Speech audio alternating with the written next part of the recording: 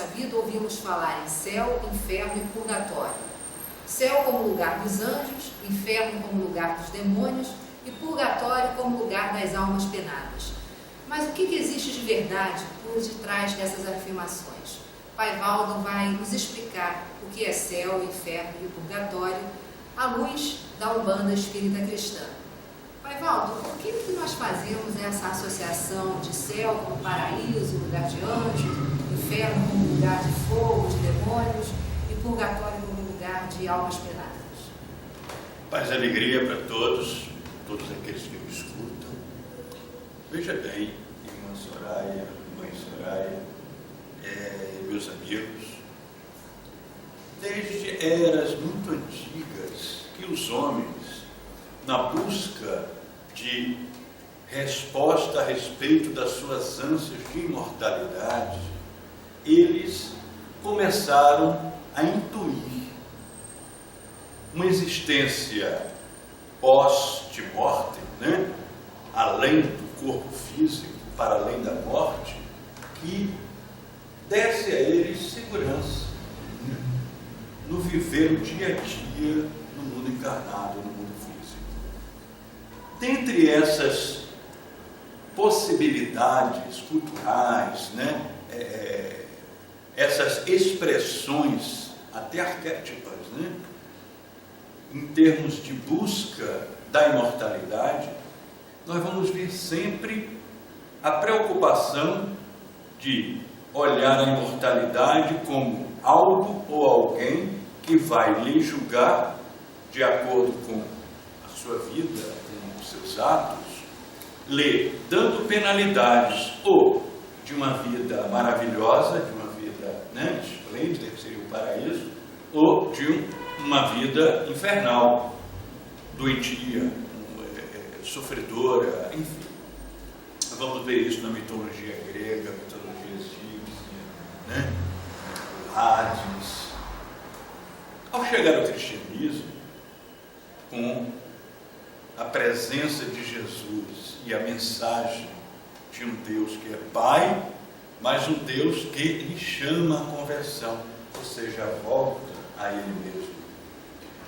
As interpretações a respeito do que vai me acontecer após a morte começaram a variar, né?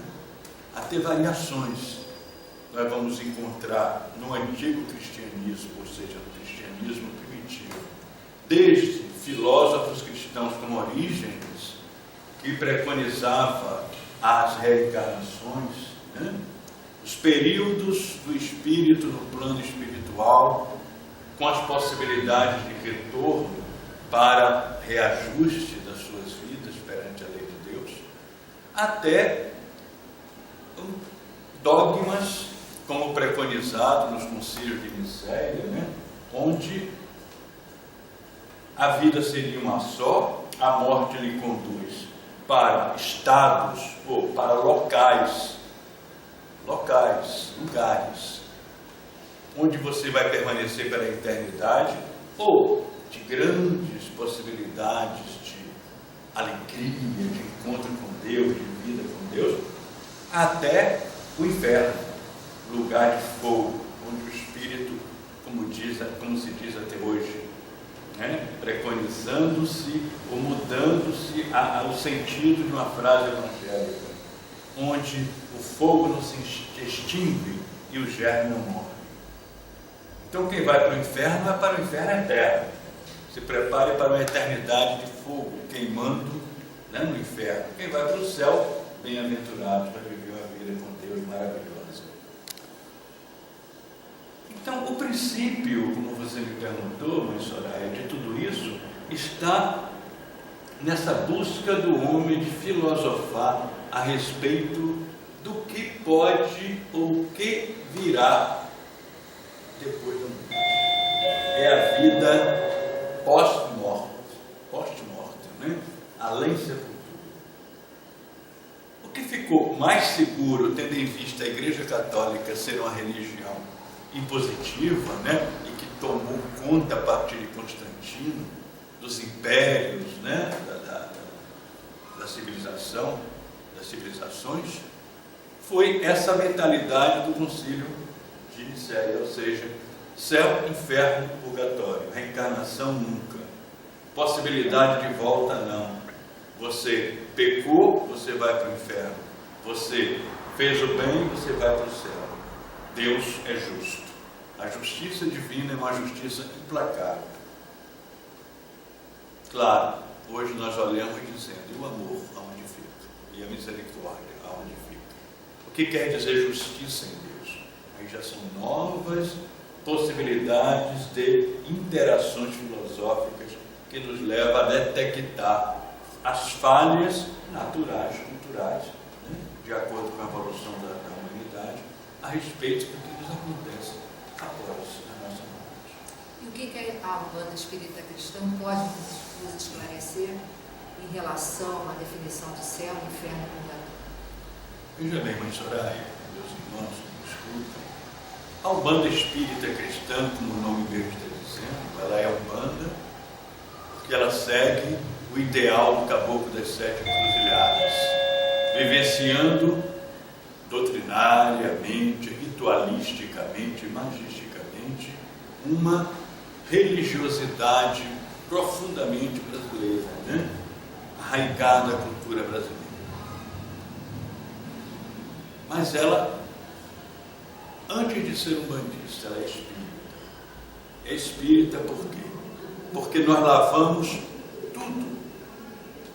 Toda a magística, toda a ritualística, toda a doutrina nas águas de uma fé raciocinada. Uma fé que lhe leve a uma caminhada segura em busca de Deus. Onde a lama escorregadia das superstições e das crendices sejam banidas, para que você tenha a liberdade de encontrar-se consigo mesmo, com Deus, nessa maravilhosa dança universal que é a grande magia. Então, o que nós poderemos dizer a respeito de céu, inferno e purgatório? Aquilo que o Espiritismo nos esclarece, nos ilumina, à luz de uma fé raciocinada. Existe céu, existe inferno, existe purgatório? Eu diria com Allan Kardec, sim e não. Sim, existe. Existem estados nos quais os espíritos podem se integrar por sua própria responsabilidade, por suas próprias mãos, que vão nos levar a essa imagem de céu, inferno e purgatório. O espírito em estado evolutivo mais evoluído, que já se desacorrentou das ilusões da matéria, já alçou voo para os planos espirituais, portanto, mais perto do grande sol, Deus, tendo como caminho Jesus Cristo, esses espíritos, lógico, já estão isentos pela lei natural, da lei do retorno, da lei de causa e efeito, que vai provocar neles o que? Dores, sofrimentos, remorsos. Então nós podemos dizer que esses espíritos já estão no céu, ou seja, já estão vivendo um estado beatífico, ou seja, de união com Deus. Então, de alegria, a paz, a fraternidade, o amor estão acima e regendo toda e qualquer possibilidade de outro tipo de injustiça. Então, elementos assim estão no céu, só que não é um local, é um estado interior, é um estado de união com a divindade. O inferno, com certeza que existe.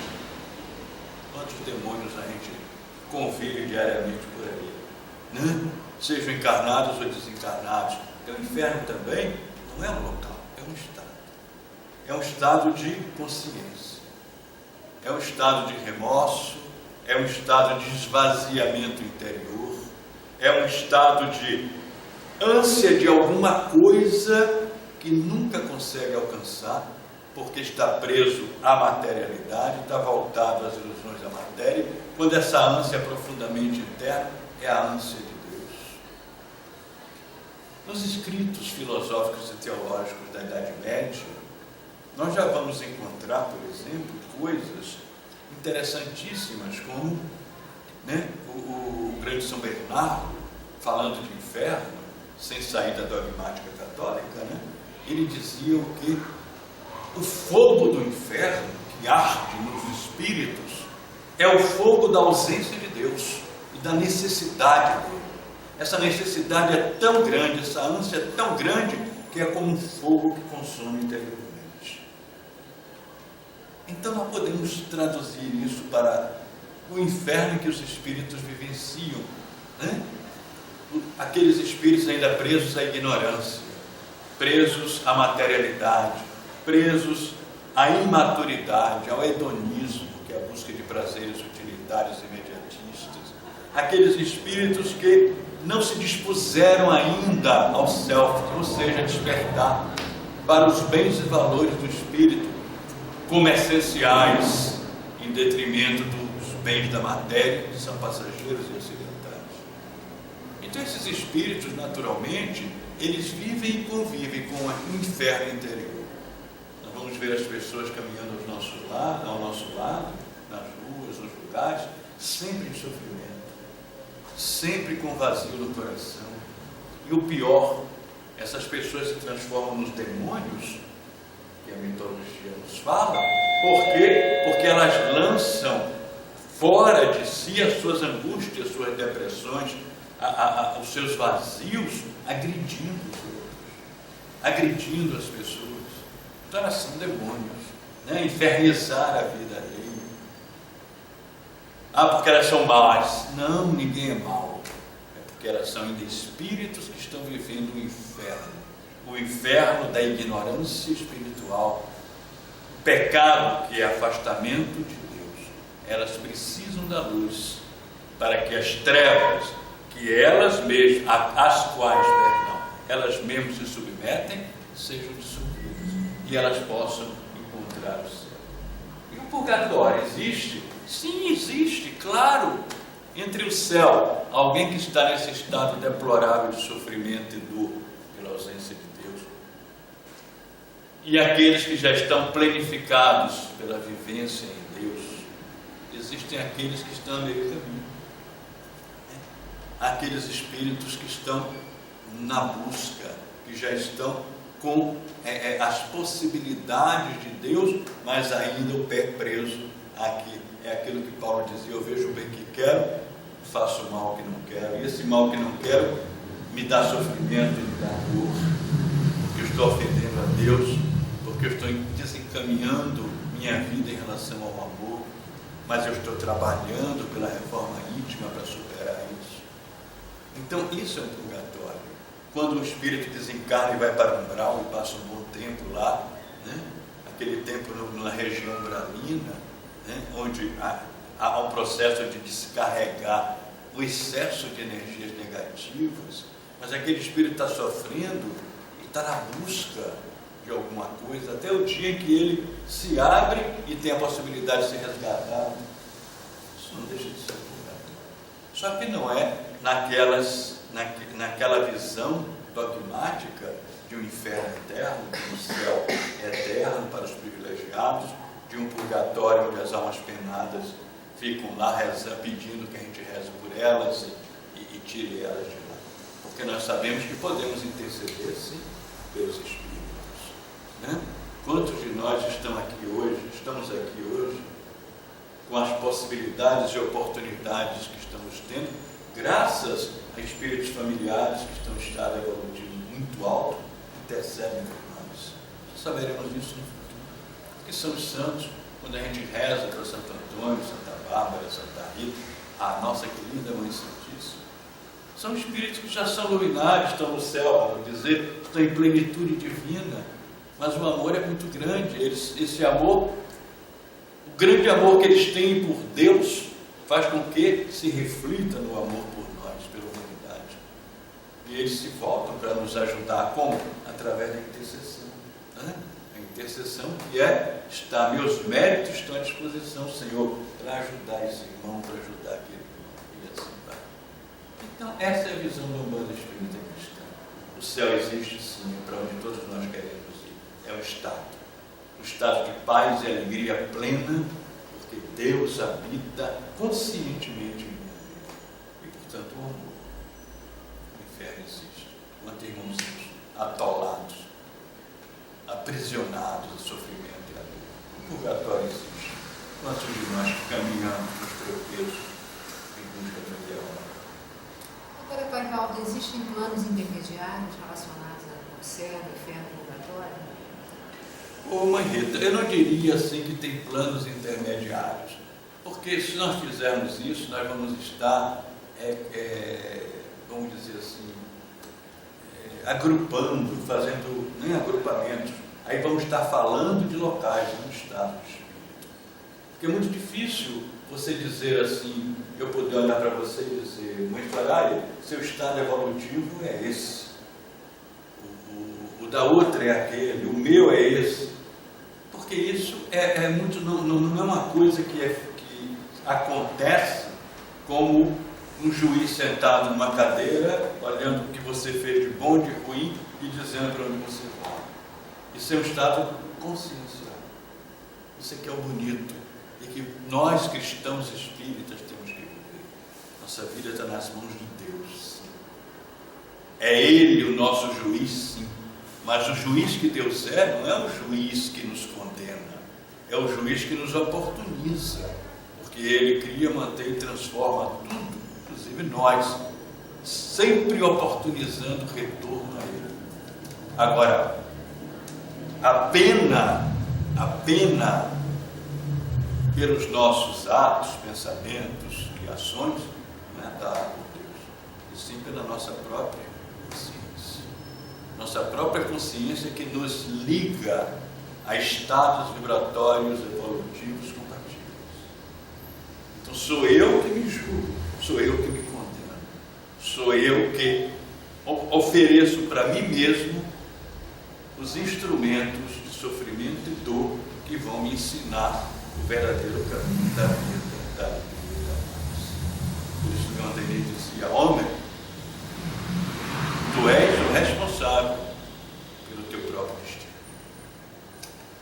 Tem uma pergunta muito interessante no Livro dos Espíritos, é a de número 1014, que diz assim: como se explica que espíritos cuja superioridade se revela na linguagem de que usam, tenham respondido a pessoas muito sérias a respeito do inferno e do purgatório de conformidade com as ideias correntes? Você poderia nos explicar essa questão? Veja bem, Allan Kardec tenta explicar isso, no próprio Livro dos Espíritos, embaixo faz um comentário, e dizendo que os espíritos falam do inferno naquela época, inferno, purgatório, céu, porque era um entendimento comum das pessoas, e para que eles se fizessem entendíveis, eles tinham que usar os métodos de crença das pessoas. Porque eu concordo para a época, mas eu penso mais adiante. Eu penso que os espíritos também tentaram falar aquilo que eu acabei de colocar. O inferno existe, o purgatório existe, o inferno existe. Nós só não podemos dogmatizar isso em termos de eternidade, que iríamos contra um dos atributos maiores, Deus não tem atributo maior, todos são maiores, mas um dos grandes atributos divinos, que é a misericórdia, que é a justiça. Como é que Deus seria capaz de pegar um filho dele por causa de 70, 80 anos? Ele é eterno. Ele é eterno. 80 anos para ele é nada. Nem por causa de 80 anos que eu pequei, ele vai me botar no inferno eterno. Então não é justo. Não há compatibilidade de justiça. E segundo, daí a razão das reencarnações. São N oportunidades que Deus nos dá. E segundo, se o inferno existisse, meu Deus, onde está o amor? Então o desamor, as trevas, o mal, venceu a luz, venceu o amor, venceu a misericórdia. Porque nós dizemos e dissemos, e Jesus preconiza isso, o mal não existe. O mal é a ausência de Deus. No momento em que nós podemos ter um mal eterno, está igual a Deus, porque é eterno só Deus. Então eu acho que a visão desses espíritos é mais ou menos essa.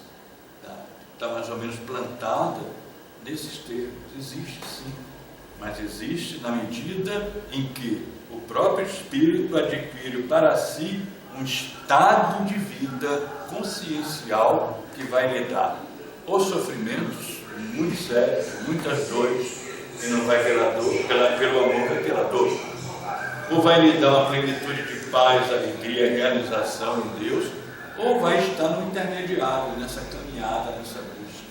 Chamaria de Agora, Pai Valdo, lembra essa questão aqui, me corrija se eu estiver errado. Eu me lembrei do tratamento de desobsessão, quando muitas vezes se apresentam espíritos intelectualizados ou religiosos, utilizando termos como inferno, como purgatório, e a atuação do doutrinador ela tem que ser firme, mas amorosa, humilde também, e muitas vezes utilizando esses termos, mas a favor desse espírito, dando um significado mais amplo. É isso mesmo? Perfeitamente. E os espíritos que são trazidos para o tratamento de desobsessão, na realidade, são espíritos que já estão com possibilidades, aberturas para acolher a mensagem de ajuda. E para você chegar a ele, você tem que ir pelos caminhos dele. Nossa função, nossa missão no processo de desobsessão não é outro senão atingir o coração do irmão, daquele irmão sofredor, aquele irmão ainda em estado de ignorância e, portanto, trazendo ódios, raivas no coração, ainda, como nós. Nós não podemos olhar os obsessores como monstros, porque não são. Eles são seres como nós. Quantos de nós já guardou lá, quantos encarnados carregam dentro de si ódios, desejo de vingança, malquerências? E quando chega um obsessor querendo atrapalhar ou criar problemas na vida do encarnado, tendo em vista um mal que lhe foi feito em encarnações passadas, a gente não pode olhar como um monstro, nós temos que olhar como um ser humano normal que a gente vê por aí, em estado ainda de ignorância. E o nosso trabalho, que somos obreiros de Jesus, é tentar chegar ao coração desse irmão, fazer com que ele desperte para valores espirituais, valores luminosos, através do amor, da compreensão, porque ninguém peca sozinho, ninguém erra sozinho. Se você está com raiva de alguém porque ele lhe ofendeu, vai buscar, porque ele também tem razões para ter raiva de você. Nenhum de nós é santo. Então é isso que se tenta levar ao irmãozinho, aos irmãos, em termos de mostrando a ele a necessidade do céu, do inferno, e que vale a pena viver o purgatório agora na busca incessante do céu, na busca incessante de Deus. Essa é a nossa meta, é a finalidade de estarmos aqui. É toda a ânsia divina. Deus está como um imã de braços abertos, um imã amoroso, onde só paz, alegria, felicidade, beleza existe. Nós estamos nos atalhos das ilusões da matéria, nos deliciando com esses atalhos e nos decepcionando com eles, continuamente, porque eles não são Deus. Tudo aquilo que não é Deus nos vai trazer sofrimento. São Francisco de Assis dizia isso. O teu vazio, o teu sofrimento, você está sofrendo? Está com o coração vazio? Está sem ter o amor que você gostaria que correspondesse? Sabe o que é isso? É porque você está buscando tudo, menos aquele que te ama e é capaz de lhe completar. Pai Valdo, muito obrigada mais uma vez. Meus irmãos, não percam o próximo encontro doutrinário, que será com o Pai Júlio, que é o sacerdote dirigente substituto do Cruzeiro da Luz, e o tema que ele vai desenvolver é o que é carne. Até lá. Jesus abençoe a todos, muita paz e alegria.